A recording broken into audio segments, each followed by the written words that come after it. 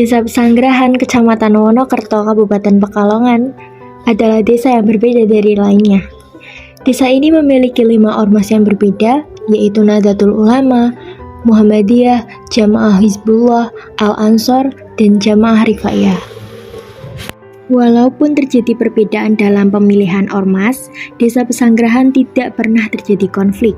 Itu artinya, ketentraman dan kedamaian Desa Pesanggerahan ini masih sangat terjaga. Kali ini kita melakukan wawancara dengan Bapak Nahwa selaku perwakilan dari Ormas Rifaiyah.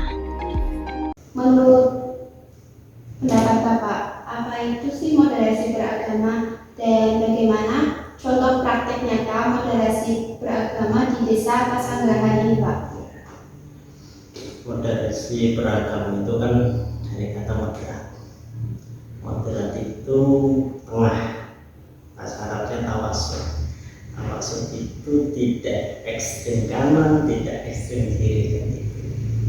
Maka dari itu moderasi beragama itu bagaimana kita beragama dengan baik sesama umat manusia, entah itu agama manapun, suku manapun, ras manapun, kulitnya apapun, entah itu di dalam kalangan Islam sendiri, jamaiyahnya, benderanya apapun, kalau kita bisa memaknai arti kata tawasud atau moderasi beragama tentu akan menjadi indah. Itu sedikit pemahaman tentang moderasi beragama. Ya, moderasi beragama itu berawal dari keimanan. Artinya pondasi awal orang bisa tawasud, orang bisa bermoderasi dari keimanan. Seberapa banyak, seberapa besar keilmuan, tentu semakin besar, semakin luasnya pula moderasi beragama. Sebaliknya, keilmuan yang dangkal, keilmuan yang kurang mumpuni, itulah menunjukkan seberapa moderasinya. Terus kemudian di Pesanggerahan ini, saya sering mengatakan Pesanggerahan itu bineka. Bineka itu plural, plural itu ya bermacam-macam. Di sini ada 11 musola, ada 5 masjid, satu desa itu 5 masjid. Itu kan menunjukkan kebinekaan Desa Pesanggerahan. Yang kemudian tentu bermacam-macam model ini sampai detik ini Pesanggerahan masih tergolong aman, masih tergolong santai, masih tergolong santun. Itu menunjukkan bahwa moderasi beragama orang Pesanggerahan perlu diakui, setidaknya seperti itu, atau dalam tanda kutip sudah pantas disebut masyarakat Pesanggerahan itu bermoderasi beragama.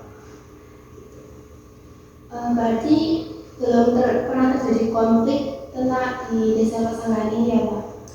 Setahu saya, sejak saya lahir sampai detik ini belum ada yang namanya kekerasan antara satu musola dengan musola yang lain, satu masjid dengan masjid yang lain, atau satu jamaah dengan jamaah lain. Kalau toh itu kekerasan bukan atas nama beragama, tetapi yang kami lihat, yang kami temui selama saya sejak kecil sampai sekarang itu dari aspek individualisme, bukan beragama. Selanjutnya, kita melakukan wawancara dengan tokoh kunci Ormas Muhammadiyah di Desa Pesanggerahan, yaitu Bapak Khairuddin. Sejauh mana komitmen kebangsaan dapat diimplementasikan oleh masing-masing ormas yang berbeda, Pak, dalam konteks moderasi beragama?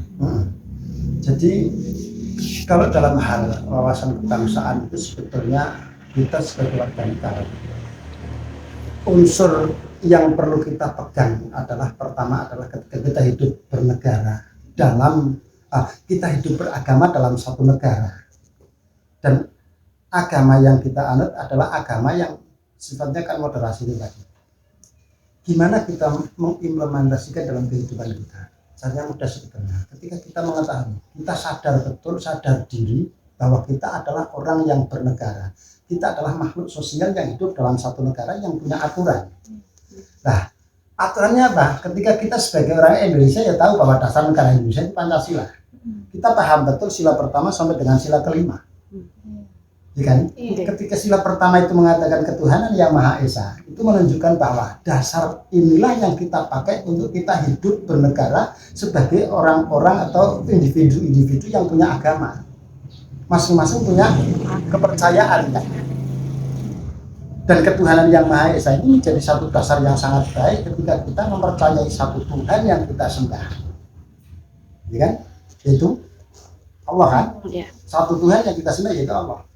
Dan itu ternyata sudah tercantum dalam Pancasila, sila yang pertama, ketuhanan yang Maha Esa. Dan ketika itu memang betul-betul kita laksanakan. Ada berapa sih dalam Pancasila itu? Untuk sila yang pertama ada berapa butir? Ada berapa? Ketuhanan yang Maha Esa. Iya, itu kan ada, itu kan silanya, ada butir-butirnya kan? Iya, Butir Pancasila ada berapa?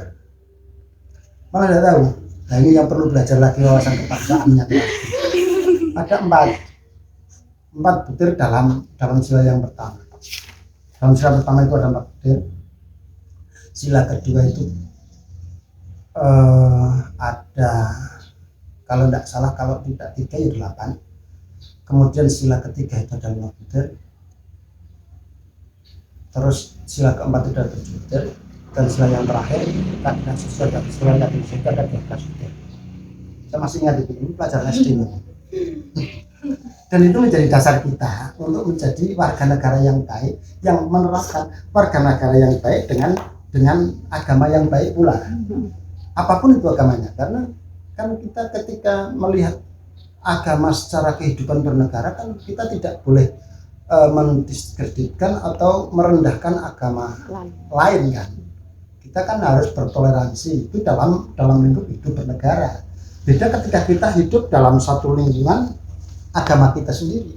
Kita boleh berdakwah dengan mengatakan al-Islam ya'lu wa la yu'la alaih. Islam itu adalah agama yang paling luhur dan tidak ada yang lebih mengungguli Islam itu, karena kita berdakwah dalam lingkup sendiri. Tapi kalau kita sudah keluar, sudah hidup sebagai warga yang bernegara, ya kita mengatakan bahwa agama semuanya baik menurut kepercayaan masing-masing. Kayak gitu. Jadi kita tidak boleh egois. Kita harus menempatkan apapun sesuai dengan tempatnya, menempatkan apapun sesuai dengan porsinya. Nah, itu namanya kita baru akan menjadi warga yang baik. Contoh, ketika kita hidup bermasyarakat, kan tidak semua masyarakat kita, tetangga kita semuanya kan satu keyakinan dengan kita. Ada yang Kristen, ada pula yang kadang Hindu, ada yang Buddha, kadang yang Katolik, ada juga yang tidak punya agama tapi dia mengikuti satu kepercayaan. Contoh kejawen itu kan tidak punya agama, jelas karena agamanya belum disahkan di pemerintah kita kan. Tapi bisa jadi dia mengikuti satu agama yang seperti itu. Dan kita gimana dalam mensikapi? Ya kita apakah terus kemudian mengasingkan mereka yang tidak sekeyakinan dengan kita? Karena kalau dalam Islam itu kan ada hakul muslim, ya kan? Kemudian hakul jiwar dan ada hakul adami. Hakul muslim itu hak sama muslim. Kita perlakukan mereka sebagai saudara kita sama muslim. Kemudian yang kedua hakul jiwar. Hakul jiwar itu haknya sebagai tetangga kita, hidup bertetangga itu kita punya hak, juga punya kewajiban. Dan hakul adami hak sesama manusia.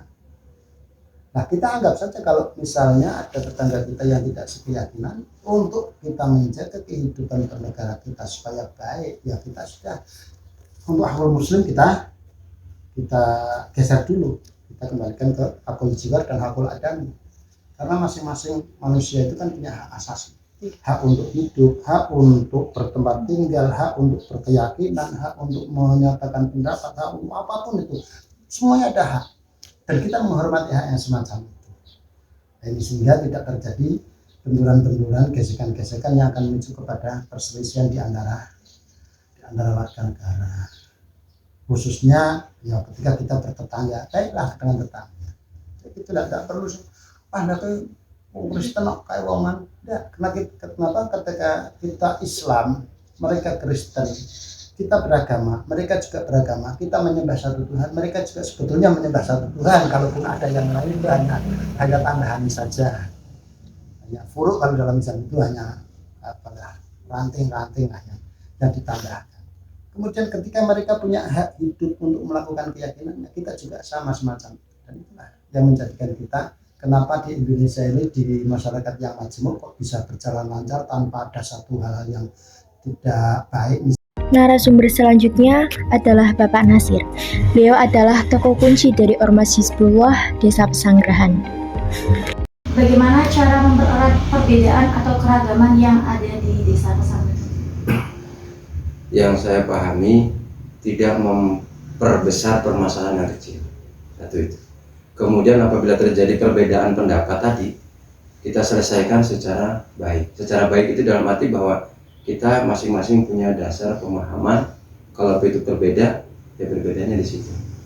Jadi keragaman moderasinya tadi, kalau saya pahami, bahwa masing-masing punya pemahaman bagaimana pelaksanaan agama, kaifiat atau cara-caranya. Ya, untuk memperkecil perbedaan tersebut, masing-masing golongan, masing-masing pemahaman itu, satu, memperkecil masalah tadi. Jadi tidak membesarkan perbedaan, tapi perbedaan itu kita laksanakan secara bersama. Ya, contoh tadi tentang jenazah. Mungkin ketika pelaksanaan jenazah, sholat jenazah itu ada dua versi. Ya. Ketika takbir itu ada yang mengangkat tangan, ada yang tidak mengangkat tangan. Ya kita tidak permasalahkan. Nah, disitulah perbedaan pemahaman. Pernah saya tanyakan kepada para kiai terdahulu bahwa terjadi perbedaan itu bisa kita sadari berdasarkan pemahaman yang berbeda. Nah, pemahaman itu apa? Kajiannya, yang mengkajinya berbeda. Tentu semuanya berdasarkan ilmu, berdasarkan runtunan, baik itu secara hadis ataupun secara Al-Quran. Narasumber selanjutnya yaitu Bapak Mustafa, selaku tokoh kunci dari Ormas Al-Ansor di Desa Pesanggerahan, Kecamatan Wonokerto, Kabupaten Pekalongan. Tanggapan Bapak mengenai kayak kasus-kasus di Indonesia kan kadang ada yang mengatasnamakan ormas tertentu seperti itu nih Pak. Nah, tanggapannya Bapak itu bagaimana Pak? Kalau hal itu sebetulnya boleh juga itu oknum. Oknum artinya perilaku yang tidak dilakukan secara berunding. Artinya mereka melakukan hal itu sendiri tanpa diketahui oleh pimpinannya, atau dia mencari keuntungan secara pribadi. Itu bisa juga. Tapi kalau sini saja itu tidak pernah ada. Soal apa itu, soal pemerintah itu tidak pernah ikut-ikutan soal sini. Nah, soal tanggapan saya, kita rujuknya kepada hadis Rasulullah. Nanti di akhir zaman itu ada seorang Islam dan seorang Islam saling membunuh, semuanya di neraka. Itu yang saya takut begitu. Jadi artinya apa? Seorang Islam harus berhati-hati kembalinya kepada Al-Quran. Itu lebih aman daripada kita saling menyalahkan orang lain, daripada kita mengaku benar dari sendiri. Itu nanti kan Jadi tetap berpegang bersama iya, Al-Quran. menurut kemampuan kita, maksudnya begitu. Bukan kita kan tidak boleh menegakkan syariat Islam secara umum, kan tidak boleh, kan kita hidup di negara yang berdemokrasi. Artinya kita tidak berkehendak untuk membangun negara yang berdasarkan syariat Islam, tapi kita seorang Islam harus punya kesungguhan dalam menerapkan syariat Islam untuk kepentingan hidup kita.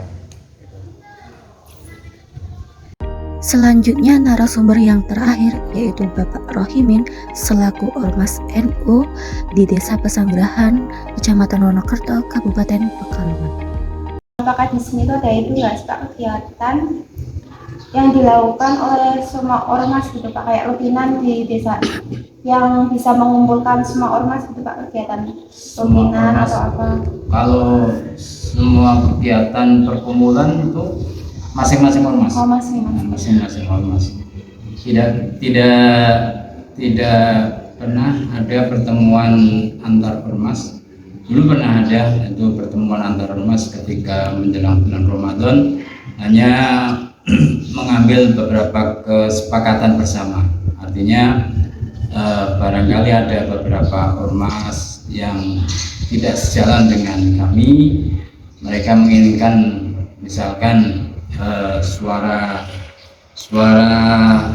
apa namanya tadarus misalkan harus selesai jam 10 atau jam 9. Itu hanya pertemuan seperti itu. Ini ya menyepakati hal-hal yang seperti itu, artinya menjaga toleransi dan kebersamaan warga. Kami sepakat untuk kegiatan-kegiatan speaker pada bulan Ramadan selesai pada jam 10, oke, tidak apa-apa, asalkan ya mereka juga menerima kami, artinya kegiatan-kegiatan kami kan juga kegiatan yang di bulan Ramadan barangkali yang sering mohon maaf sering terjadi kadang jauh fisik itu memang bukan fisik, artinya terjadi perselisihan itu dalam hal bulan Ramadan. Mohon maaf saja ini di teman-teman di organisasi lain ya, katakanlah itu organisasi jamaah bukan Muhammadiyah, itu mereka kan sama sekali tidak ada kegiatan di bulan Ramadan yang bersifat pakai speaker. Artinya mereka kan terawih tidak terawih ya. Kayak kami kan terawih setiap pada sholat isya. Mereka kan mungkin mengacu pada hadis Nabi yang mungkin terawih hanya Nabi melaksanakan beberapa hari saja, kemudian mereka melanjutkan di tengah malam ya, itu mereka. Tapi kami ya tetap melaksanakan dan tetap menjaga kesepakatan yang belum pernah disepakati di balai desa, karena itu kumpul pertemuannya di balai desa. Tapi untuk pertemuan rutin yang sifatnya jamaah ya, kayak kami seperti perjanjian, tahlilan itu ya biasa. Kalau perjanjian itu setiap ya, sesuai dengan masing-masing. Ada IPNU sendiri, IPPNU sendiri, Ansor sendiri, kemudian yang agak Tuhan juga seusia saya juga ada setiap hari, setiap Jumat pada subuh. Kemudian untuk kegiatan orang tua yaitu setiap malam Jumat pada Isya, kegiatan rutin kami. Untuk kegiatan bersama itu ya tidak ada ya, karena ya beda pemahaman ya. Keinginannya kan beda-beda. Indonesia terdiri dari komposisi 1000 satuan perbedaan. Bukan hanya perbedaan agama, tetapi juga perbedaan organisasi masyarakat. Kerukunan Desa Pesanggerahan memang perlu diakui. Implementasi komitmen kebangsaan yang tinggi meliputi cinta tanah air, sikap toleransi menghargai perbedaan ormas, dan budaya tradisi dalam masyarakat.